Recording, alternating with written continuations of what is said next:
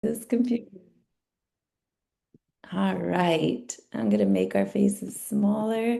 And welcome, everybody. We are so glad that you have made it on our call today. Whether you're watching with us live or here in the recording, if you are live, you get the option of asking questions and chiming in the chat.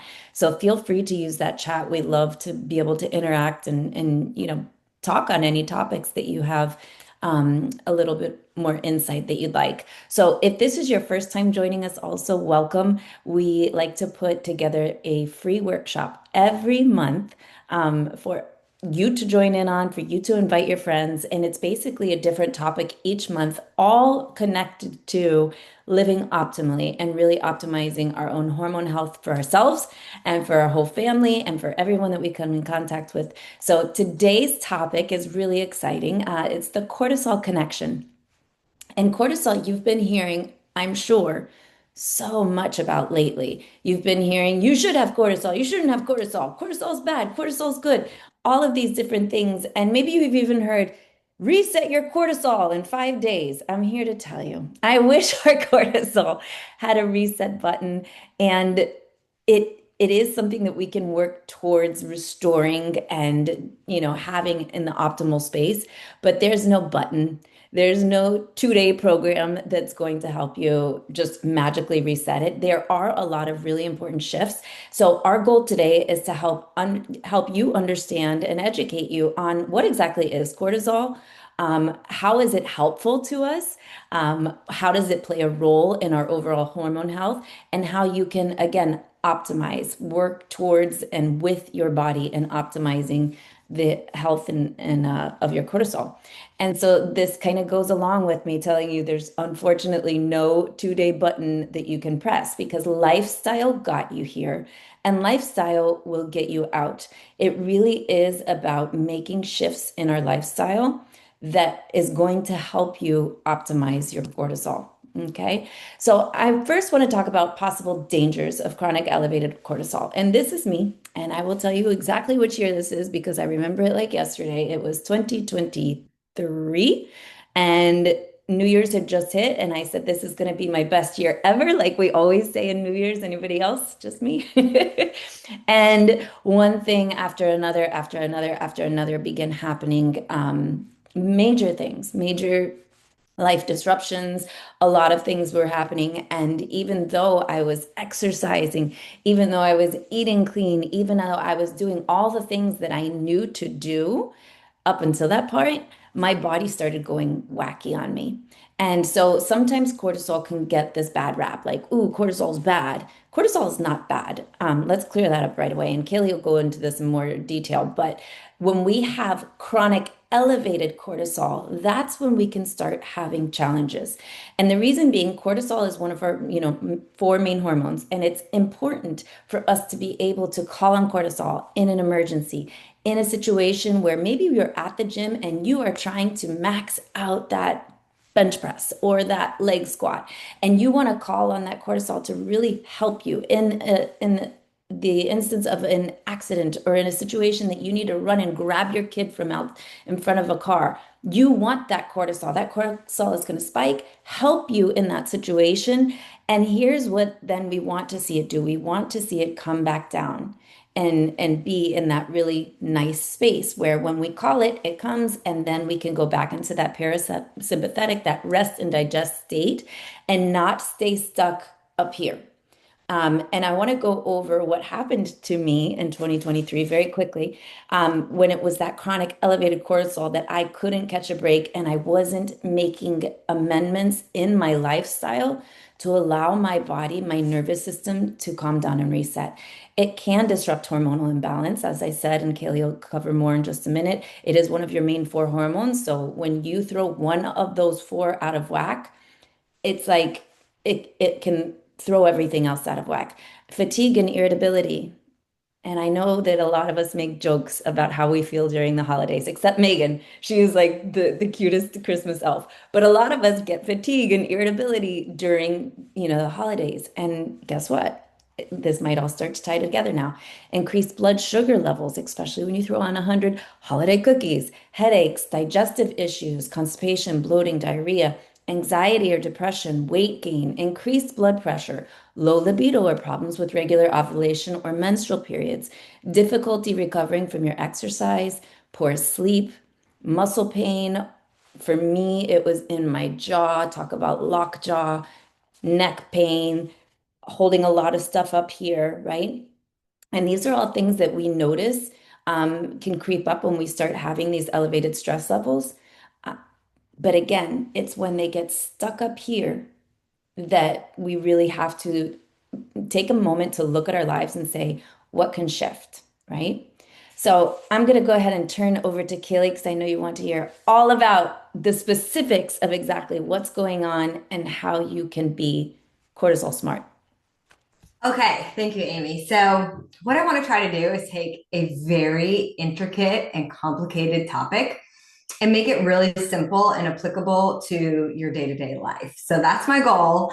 And like Amy said, cortisol is good until it's bad, like a lot of things, right? So, in the functional, holistic wellness space, we call cortisol the survival hormone. This is like it is literally your life hormone.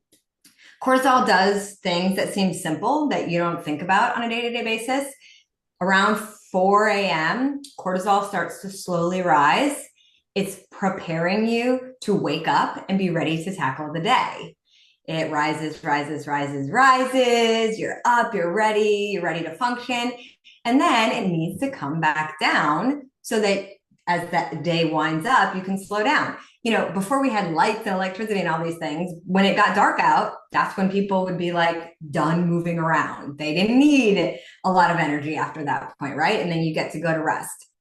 When it gets disrupted, when we constantly are triggering it, we can basically break it to where your morning cortisol is low. You wake up fatigued. It takes you forever to get going. You need like at least 2 coffees or your pre-workout to start moving. And then what happens is you get like this second wind at the end of the day where like you've been revved up all day, high adrenaline, adrenaline, adrenaline, and your cortisol's high. And then even though you're exhausted, you can't fall asleep.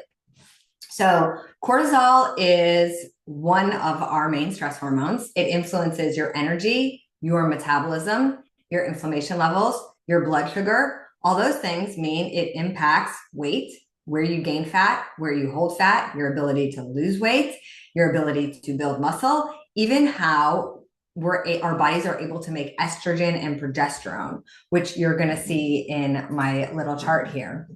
So just to show you guys really quickly, there are precursors. There's actually lots of hormones, right? But we try to like talk about it from the main ones that we all know are sex hormones and like cortisol and oxytocin.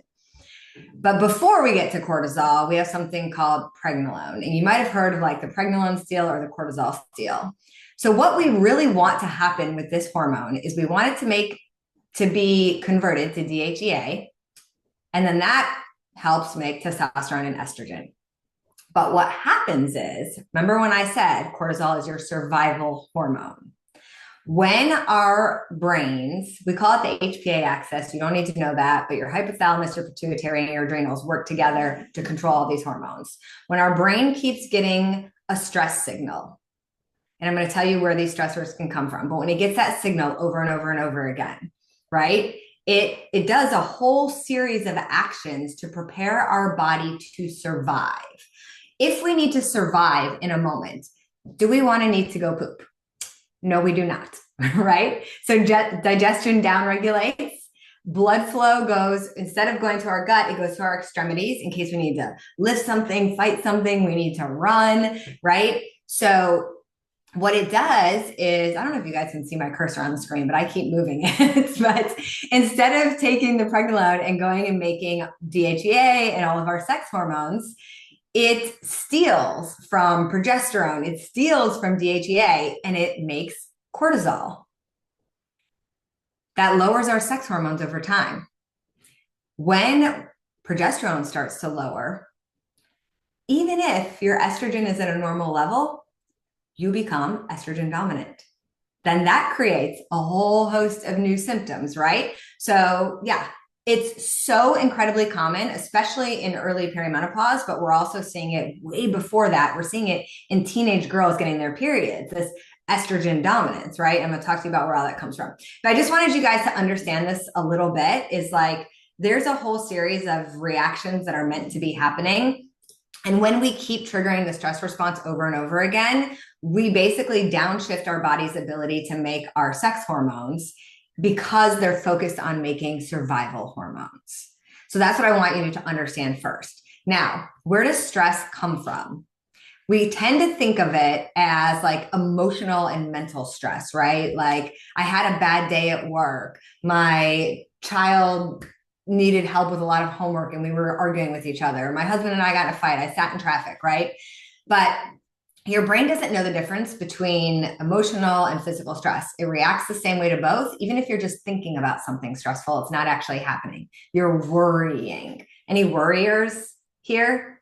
That's a trigger right there. You are like visualizing the worst case scenario in your brain. You're thinking about all the things that could potentially go wrong. Your brain doesn't know that you're just worried about it. Your brain goes, this is happening. I need to react in a way to prepare this body to deal with this stressor. So the main sources of stress are mental and emotional. So overscheduling, family dynamics, pressure at work, lack of boundaries, grief, worry, all of that. Then there's physical stressors, things like undereating. Did you guys know that's a source of stress on your body? Right? When your body doesn't have the right nutrients that it needs, it thinks it's in like starvation famine mode. That is a source of stress. You could be under eating for your activity level. You could be under eating for how much sleep you're allowing your body to have because food is fuel. Overtraining. I know a lot of us come from fitness backgrounds. Let me tell you guys that I have worked with so many women in the last 6 weeks who I have literally told to stop exercising because of their body's stress response, their chronic cortisol. They were in either total alarm state, about to be shut down, or completely shut down and burn out. They can't lose weight because they're in a burnout state and their body's in total protective mode. But they're being told by doctors, eat less, work out more. That's the key to losing weight. You're a woman, that's what it takes over 30. I can tell you about one client who's literally stopped working out. She worked out 6 days a week. She walked her 10,000 steps every day. Once a week, she walked 8 miles. Couldn't lose weight, gained 40 pounds. This week, I've had her doing nothing but nervous system and walking and eating more. She lost 6 pounds in a week. She hasn't lost a pound, not 1 pound in 3 years. She stopped. And you're like, Kaylee, you're a health coach. How can you tell us to stop exercising? If you are sore every single day and your muscles never stop being sore, if your weights feel heavier than they used to feel, if you feel drained after a workout instead of like psyched up and ready to go and energized, you're probably overtraining. And I'm going to tell you to either cut back or stop. I'm not going to tell you to stop moving, but I'm going to tell you to change the way that you move. That's a major stressor. And I think women need to hear that message because we keep hearing lift heavier and all these things, which is important. But if you're in a state of burnout, alarm, your stress is like off the charts, you've got mold exposure. If the workouts aren't working for you, there's a reason. And this is where the root is. It's cortisol and nervous system, okay? Lack of sleep, injuries, chronic pain, all stressors. There's also gut. Gut is a major source of stress. So gut imbalances, hidden infections, inflammation, leaky gut, your blood sugar spiking and crashing all the time. And then there's environmental stressors. So toxins in our food, plastics, cleaning products, fragrances, all the scented candles at the holidays. You guys, I love them too. They're literally toxic to our endocrine systems. So toxic. We have to find cleaner options or maybe, use a diffuser or something more natural, but it's literally not worth the hit that your endocrine system takes and the stress it is on your body. And even our skincare, all those things have to be detoxed out. They burden our liver, they burden our gut, they create stress in our body. So they all send the same signal, the same message to your brain. We're not safe. The brain relays that message through what I told you about, the HPA axis, right? The hypothalamus, pituitary, adrenal glands, and then they respond by basically releasing cortisol and adrenaline so you can fight, flee, or freeze. And we want that to happen in short bursts. Cortisol is our life survival hormone. Our body's protecting us. But when it stays up all day and the system never gets to reset, that's when our body basically starts to burn out. It requires a lot to go through the process that you see here in these slides. It requires a lot for our body to make that cortisol. It eats up magnesium, it eats up your minerals. And if they're not being replenished at a level to keep up with the amount that we're calling on, then eventually we're going to run out. And that's when our bodies start to completely shut down. And that's when we start to see a lot of the worsening symptoms of like gaining a lot of weight, not being able to lose weight, waking up totally fatigued. Maybe you start suddenly having anxiety. You might start having rashes, like all kinds of different symptoms that a lot of times we just blame on perimenopause and the phase of life. But really, it's just decades of built up stress. And our bodies are like, I'm depleted, I'm out of resources. And that's so things start to snowball. And we call that the pregnenolone steal or the cortisol steal. So all of your main hormones, estrogen, progesterone, testosterone, DHEA, they're made from the same material called pregnenolone, which comes from cholesterol. Anyone get a high cholesterol blood work in perimenopause? A lot of times that is related to this. We need cholesterol to make all these hormones. And so your liver's like, I'm going to have to make some more cholesterol to keep up with this girl because she thinks she can burn it at both ends of the stick. And I'm just going to keep on keeping up. And your body's like, I'm not going to keep on keeping up, right? So this is what starts to happen.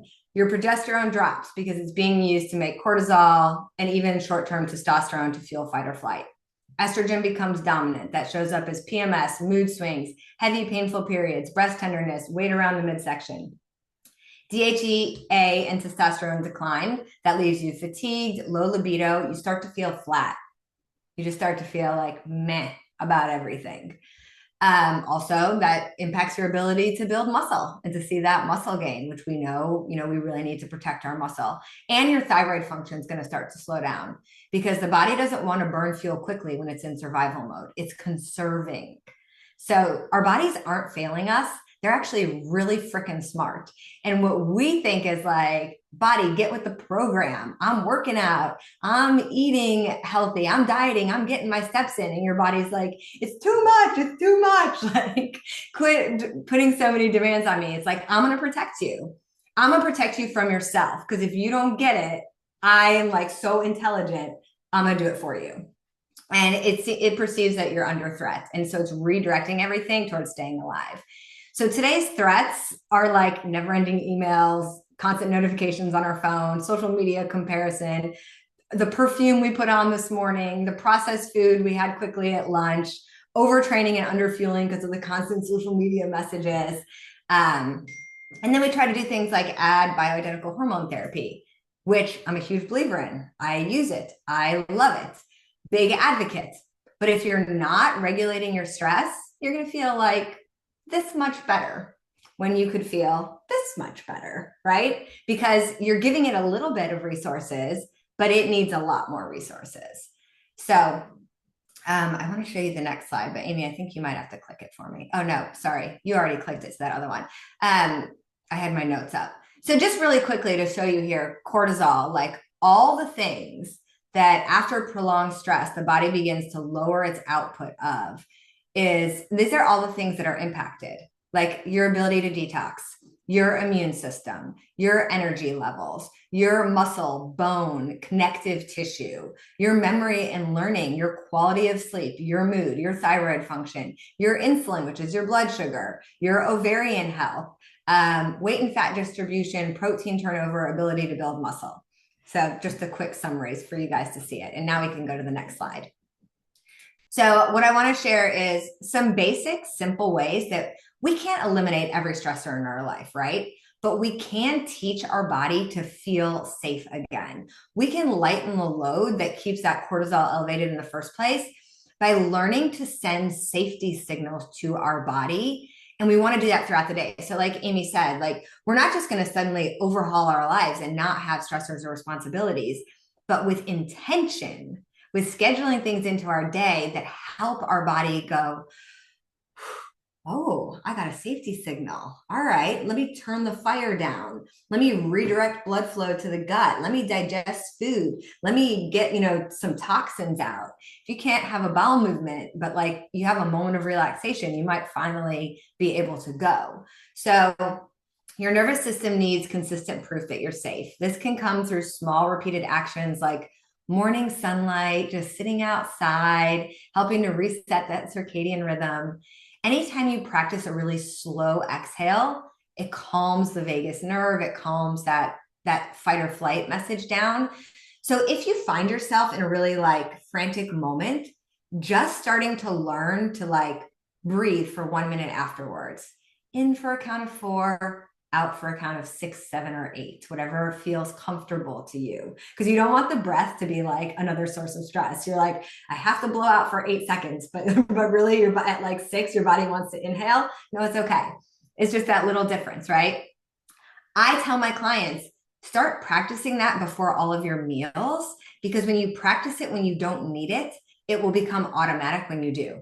You'll start to just find yourself like in the car in traffic, white knuckling it. And then all of a sudden you'll be like, because it's like, it just becomes like muscle memory to calm yourself down. Legs up the wall at night, huge fan. Start with 5 minutes, work up to 10. You just put your butt up against the wall, stick your legs up the wall. If you give yourself a little somatic hug while you lay there and just breathe and relax, that's a great way to set yourself up for sleep, release the stress of the day. Gentle walks after meals, just not power walking, not your weighted vest, gentle walks. You can also do little things like um, butterfly stretch, anything that opens up this area of the body while you breathe. So lots of things that are so simple that take seconds of your time. Like while you're cooking dinner, you could be doing this. You need to have it, stack it into your day. Anything that lightens your toxic load. So hydrating well with minerals, magnesium, sodium, potassium, super, super important because those minerals are part of that whole stress response. We're all depleted. I don't know a single person who's not depleted. We all need to add them back in. Bouncing on the balls of your feet while you brush your teeth stimulates the lymphatic system, helps improve your detoxification. Making sure you're getting 25, 30 grams of fiber in a day. It's like 10 grams of fiber at every meal. If you really need to think about it in another way, you could think like 1 to 2 cups of fruits and veggies per meal. Things like that are going to help to lighten the toxic load, and also swapping out your products for things that have fewer chemicals in them. There was a recent study that showed that just swapping one product like deodorant to a non-toxic product reduced breast cancer markers. I think it was by like, was it 28%? Or no, it's 70% in 28 days. I was flipping my numbers around. Reduce them by 70% in 28 days. That's huge. You don't have to overhaul everything at once. As things start to run out, swap them. Fuel, don't deprive. Under eating is one of the biggest hidden stressors I see in women today. Your body can't heal or balance hormones if it's in a food scarcity space. So we did the protein and fiber workshop last month. We have a guide in our Facebook group. Megan's going to tell you more about that, but you can learn a little bit more about that, like eating adequate protein and fiber at your meals. That keeps your blood sugar stable. It makes your body feel safe. So rebalancing hormones or cortisol, like Amy said, it's not a 5-day reset. It's a day-to-day, moment-to-moment choice. And you start with whatever feels realistic to you. Maybe pick one thing from each of the categories I just mentioned. Maybe you just start with reducing your toxic load, or maybe you just start with feeling yourself better, or maybe you just start with breath work. You just start with 1 minute of breathing before your meals and throwing your legs up the wall before you go to bed at night. It's about the day-to-day choices that you make, starting with that quote that Amy shared earlier. Lifestyle got us here. Lifestyle is going to get us out. Yes, there are supplements and things like that that can help fill gaps, but without the lifestyle shifts, you'll always be chasing that gap. And I think Megan is going to close us out here. Oh, I forgot I put in tips for a toxin-free home. Open your windows for 10 minutes a day, add real plants, maybe an air purifier, non-toxic cleaning products, and like I mentioned, swapping candles and plugins for things that are natural, like essential oil diffusers. There we go. All right, awesome. Thanks, Kaylee. I always feel like when she explains it, it makes sense. Like you can read it, you can hear it, and the way Kaylee puts it together just clicks for me. So I hope it clicked for you guys too.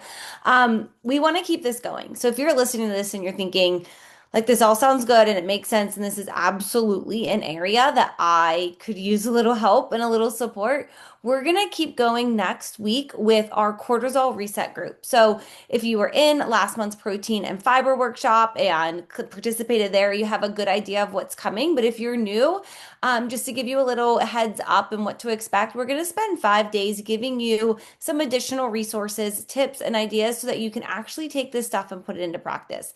So that maybe you can start doing it and then ask us questions. Like our idea is that the group is interactive and informative and educational so that we can actually put these things into practice so they're not just another workshop that you hear and goes out the door, but you actually are able to put these into practice and feel the benefits of what it's like to regulate your nervous system, to see how it is when you start implementing these little tips that Kaylee was sharing earlier on the screen. And Amy, if you want to go to the next one.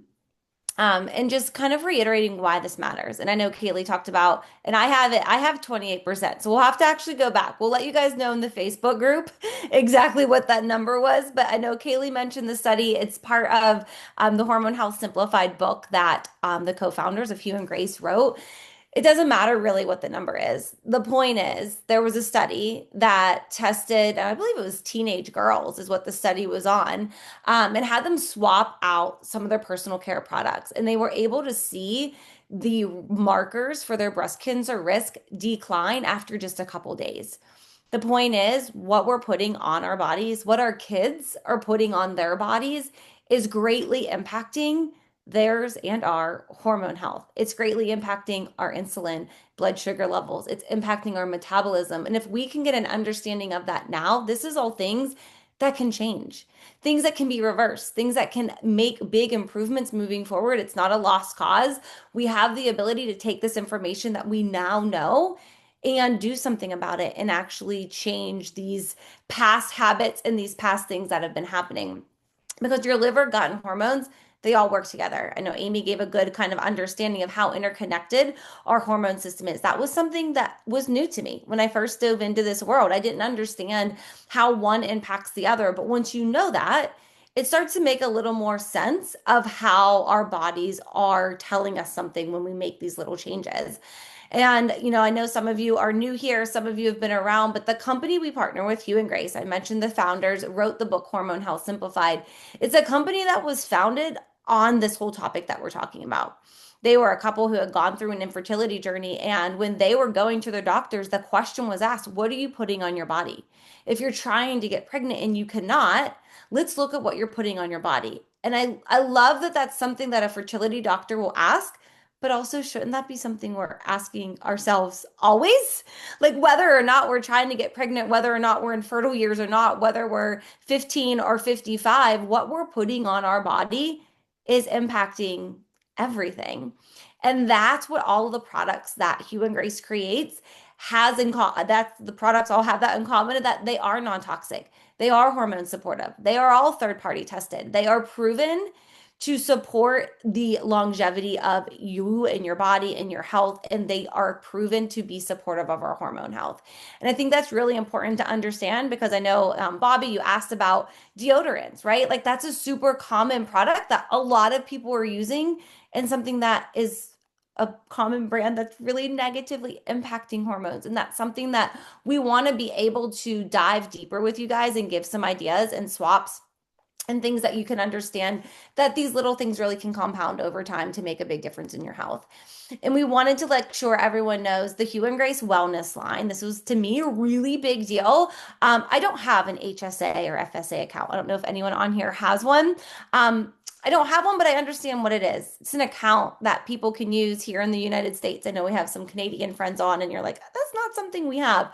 But here in the US, it's something you can use through usually your employer, where you can put aside money into an account to use for things like your copays, prescriptions, things for medical care. And now we actually, Hugh and Grace went through the process to get approved that our wellness products can be used for this account.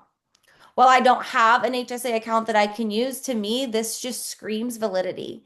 That the products that we have here at Hue and Grace aren't, it's not just another supplement line, that we have supplements that are proven solutions to aid in your overall health. In the same way that some might use a prescription from their doctor, you can use supplements that we carry here through your HSA FSA account. So I just think that's really important to understand. To join our group next week, you don't have to buy anything. This is just here to help educate you, to help you, especially, I don't know, those of you who have one, you might have money that's going to be, you lose it or lose it by the end of the year. Keep this in mind. Talk to the advocate that invited you to listen in on this call and see if any of these products could be something that you could implement into your routine, leverage this account. Or maybe like me, you just hear this and you realize the validity that these products have, that this is something unique and special and truly designed to be a solution for you, not just another supplement on your shelf. So if you're already in the group from last month, there's no other action you need to do. If this is the first time you're joining one of our workshops, we hope you found it super informative. And I just want to encourage you to reach out to the advocate who sent you this call so that you can get joined into the group for next week so that we can continue the conversation, to continue diving deeper into those tips and ideas and resources to elevate your knowledge around the topic of cortisol and really go into this holiday season a little less stressed and a little more joyful so that you can really enjoy it without stressing out your body and your hormones. All right. Thank you, everybody, for joining us. Have a great afternoon, and we look forward to chatting more in the group. Bye bye.